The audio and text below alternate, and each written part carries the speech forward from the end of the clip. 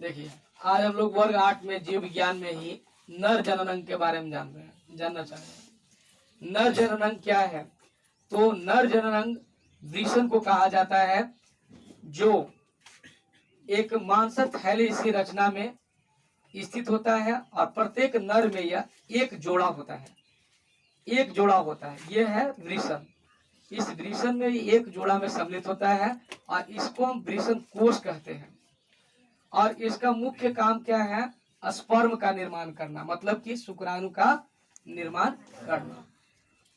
तो हम नोट्स में इस तरह से लिखते हैं कि नर जननांग, उसके बारे में थोड़ा परिचय देते हैं कि नर में जननांग वृषण होता है। यह प्रत्येक नर में एक जोड़ा त्वचा की बनी थैली जैसी रचना में दोनों जंघाओं के बीच स्थित होता है। यह एक थैली जैसी रचना वृषण कोश मतलब कहलाती है। यह थैली जैसी रचना है। इसमें नर युग्मक शुक्राणु का निर्माण होता है जो जनन में सहायक होता है। थोड़ा सा बनावट का जिक्र आप कर देंगे नोट्स में कि कैसी होती है। तो मैंने बताया ऊपर कि हाँ मांसल संरचना है और ये एक जोड़ा होता है, जंघाओं के बीच स्थित होती है, मांसल संरचना के बीच होता है। तो वही चीज लिख कर करके फिगर बना देना। आप देख सकते हैं कि यही है वृषण कोश, इसी में है ये वृषण, समझ आ रहा है। और यही पर होता है क्या? स्पर्म या शुक्राणु का निर्माण होता है। और इसी में देखिए आप इंटरनली नली बनाई गई है, ये शुक्र वाहिका है। इसका भी आप जिक्र बनावट में करते हैं कि एक शुक्र वाहिका होता है जो मूत्रमार्ग से कनेक्टेड होता है। मूत्रमार्ग के ऊपर जो मांसल जैसी संरचना है वो पूरी संपूर्ण भाग जो है सीसन कहलाता है। और इसकी टिप्स पर सबसे शीर्ष में छिद्र है जिसे मूत्र जनन छिद्र कहा जाता है। तो ये चीजें आप बनावट में ऐसे जिक्र कर देंगे, फिगर बना करके वही चीज को आपको जैसे बुझाए दिमाग में उस तरह से आप कंफर्ट जैसा फील करेंगे वैसा लिख देना है। ये मांसल जैसी रचना है वृषण कोश और उसमें एक नली जैसी है शुक्रवाहिका और वो मूत्र मार्ग से जुड़ा हुआ है।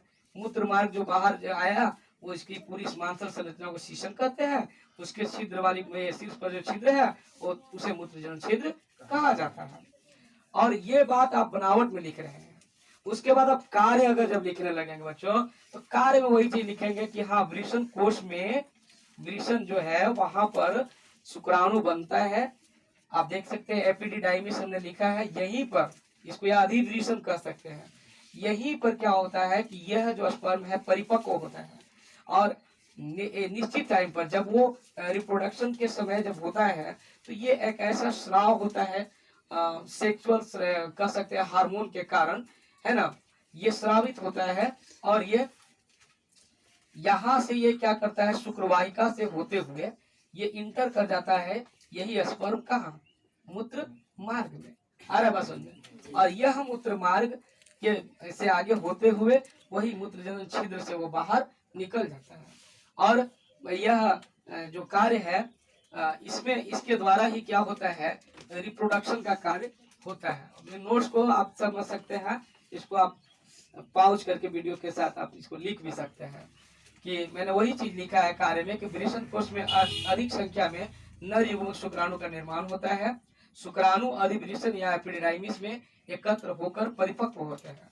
शुक्राणु शुक्रवाहिका नामक नलिका से होकर मूत्र मार्ग में पहुंचते हैं जो शीशन के मूत्र जनन छिद्र से बाहर अन्य ग्रंथियों के साथ मिलकर निकलते हैं।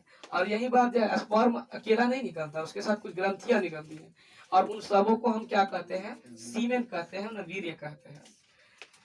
शुक्राणु के बारे में भी थोड़ा सा जिक्र कर लेते हैं कि यह जो है वो शीर्ष और पूंछ जैसी संरचना होती है।